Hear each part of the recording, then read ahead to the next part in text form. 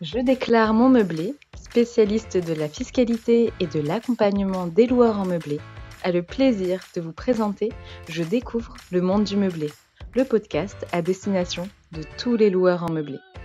Que vous envisagiez de vous lancer dans l'aventure de la location meublée ou que vous soyez déjà fin connaisseur des avantages de cette activité, retrouvez-nous chaque semaine pour parler conseils, bons plans et suivre ensemble l'actualité de la location meublée. Bonjour à toutes et à tous et bienvenue dans le 3e épisode de notre série consacrée à l'achat et à la vente en LMNP.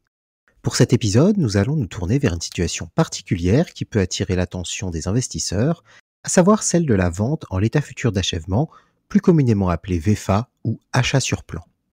Dans le cadre d'un projet d'investissement locatif, ce dispositif peut se révéler très avantageux car il permet d'acquérir un logement neuf et en phase avec les dernières exigences de performance énergétique. Il demande néanmoins d'être bien informé car il présente des spécificités par rapport à un investissement dans un logement déjà existant, raison pour laquelle nous lui consacrons un épisode de notre série. Pour commencer, intéressons-nous au sujet de l'achat d'un bien en VFA, qui est un bien qui fait l'objet d'une vente alors même qu'il n'est pas encore achevé, ce qui implique que l'acquéreur paiera le prix convenu non pas en une fois, mais au fur et à mesure de l'avancement des travaux. Acquérir un tel type de bien passe, avant tout, par une période de recherche, équivalente à celle pour un logement déjà construit, mais la différence que pour un VFA, cette recherche se fera sur la base d'offres réalisées par des promoteurs immobiliers, avec qui il sera nécessaire de prendre contact pour étudier les offres, consulter les plans de commercialisation et, le cas échéant, acheter votre futur bien. Si vous souhaitez réaliser un achat dans le cadre d'un dispositif VFA, vous allez, dans un premier temps, signer un contrat de réservation qui regroupera des informations telles que les caractéristiques du bien neuf, son montant prévisionnel ou encore la date à laquelle la mise en vente du bien pourra être conclue. Le moment de la signature de ce contrat de réservation pourra également être le moment pour vous, l'acquéreur, de vous réserver l'exécution de certains travaux dans le bien et, du côté du promoteur, ce sera le moment de vous demander le versement d'un dépôt de garantie qu'il lui sera possible de conserver si vous revenez sur votre volonté d'acheter le bien après l'écoulement d'un délai de rétractation dont la durée est de 10 jours, sauf si des circonstances particulières interviennent. Cette étape achevée, vous procéderez ensuite à la signature du contrat de vente du bien qui sera faite devant un notaire. Attention, vous ne serez toutefois pas encore pleinement propriétaire du bien, mais seulement du terrain et des constructions déjà effectuées.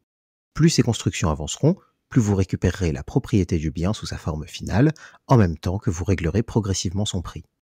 En la matière, le paiement du prix d'un bien en VFA s'organise en 5 étapes, à savoir l'étape de la signature du contrat de réservation, avec le versement d'un montant équivalent à 5% du prix au maximum, l'étape de l'achèvement des fondations, avec le versement d'un montant maximum de 30% du prix pour un total cumulé de 35%, l'étape où l'immeuble est mis hors d'eau, autrement dit que les murs, toitures et terrasses ont été réalisés, avec le versement d'un montant maximum de 35% du prix, pour un total cumulé de 70%, l'étape de l'achèvement des travaux, avec le versement d'un montant maximum de 25% du prix, soit 95% au cumulé, et enfin l'étape de la livraison du bien, avec le paiement des 5% restants, étape lors de laquelle vous pourrez, par ailleurs, vous assurer de la conformité du bien à l'occasion d'une visite.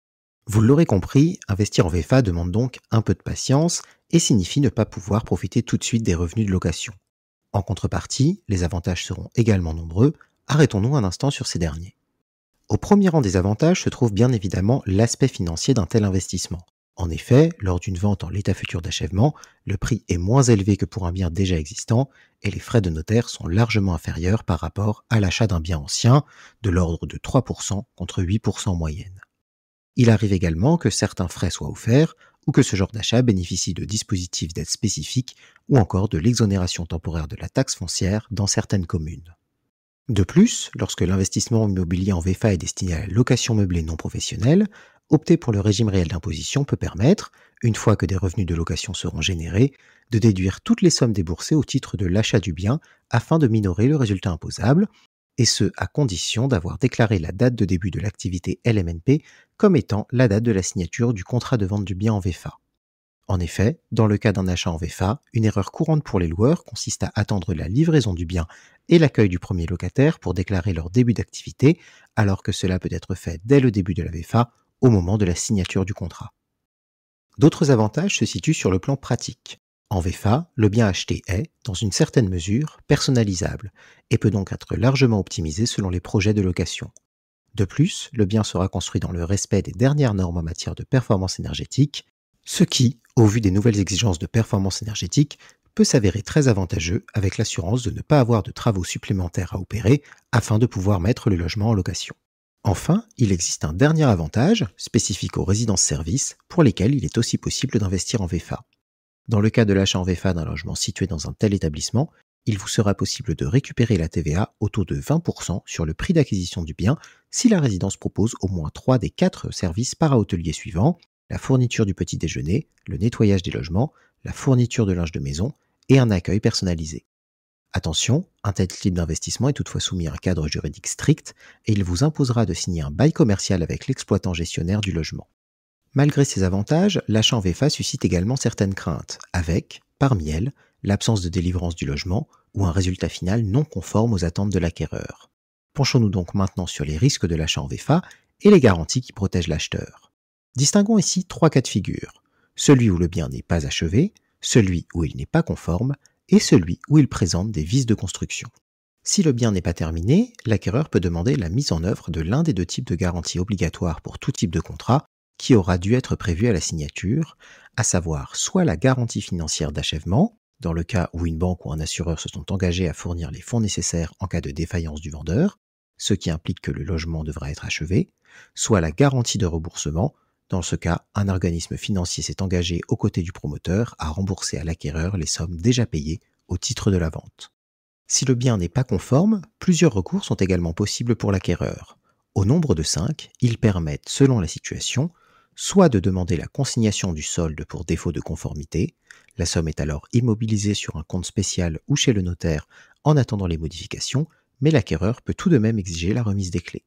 Soit de demander la réparation des défauts de conformité apparents, le vendeur devra s'obliger à réparer tant que l'action est débutée dans l'année de réception des travaux ou dans les 13 mois de la prise de possession. Soit de demander la réparation des défauts de conformité cachés. La responsabilité du vendeur court alors sur 10 ans à compter de la réception des travaux. Dans ce délai, tout défaut découvert doit faire l'objet d'une mise en conformité. Dans le cas contraire, il est possible pour l'acquéreur d'obtenir des dommages et intérêts, la réduction du prix de vente ou même son annulation selon l'importance des défauts. Soit de demander l'application de la garantie de surface. La différence de surface prévue dans les contrats de vente permet au promoteur de fournir à l'acquéreur un logement d'une surface inférieure à celle indiquée dans le contrat tant que la différence ne dépasse pas les 5%. Dans le cas contraire, il est possible de demander une diminution du prix devant la justice dans un délai d'1 an, soit de demander le respect de la garantie d'isolation phonique. La première année, il est effectivement possible de se retourner contre le vendeur pour obtenir les réparations ou corrections nécessaires pour atteindre les exigences acoustiques et phoniques prévues par la réglementation. Dernier cas de figure, celui d'un bien qui présenterait des vices de construction. Dans cette hypothèse, 4 actions peuvent être envisagées, à savoir invoquer la garantie contre les vices apparents. Dans ce cas, la règle qui s'applique est la même qu'en cas de défaut de conformité apparent. Invoquer la garantie contre les vices cachés. Le vendeur devra alors s'engager à réparer le vice pour échapper à une éventuelle diminution du prix. Cette garantie bénéficie d'ailleurs aux acquéreurs successifs de l'immeuble. Se prévaloir de la garantie décennale. Elle est mise en œuvre lorsque, dans les 10 premières années qui suivent la réception des travaux, des dommages compromettent la solidité de l'ouvrage ou son caractère habitable. Elle est généralement associée à une assurance dommage-ouvrage qui permet de réparer les dommages sans avoir à attendre que la responsabilité du promoteur ne soit établie par la justice. Ou encore se prévaloir de la garantie biennale. Pendant 2 ans, l'acquéreur peut exiger la réparation ou le remplacement de tout équipement défectueux qui ne fait pas partie de la construction, comme les interphones ou les dispositifs de chauffage. C'est sur ces précisions que notre épisode sur l'achat d'un bien en VFA touche à sa fin, et nous espérons qu'il vous aura permis d'en apprendre plus sur un mode d'investissement en location meublée qui, s'il peut parfois faire l'objet de certaines appréhensions, peut également se révéler très avantageux s'il prend place dans une stratégie d'investissement réfléchie. Si vous avez aimé notre podcast, faites-le nous savoir et n'hésitez pas à vous rendre sur notre site internet, à nous suivre sur les réseaux sociaux ou encore à nous contacter directement par téléphone ou par mail à l'adresse contact@jedéclaremonmeublé.com.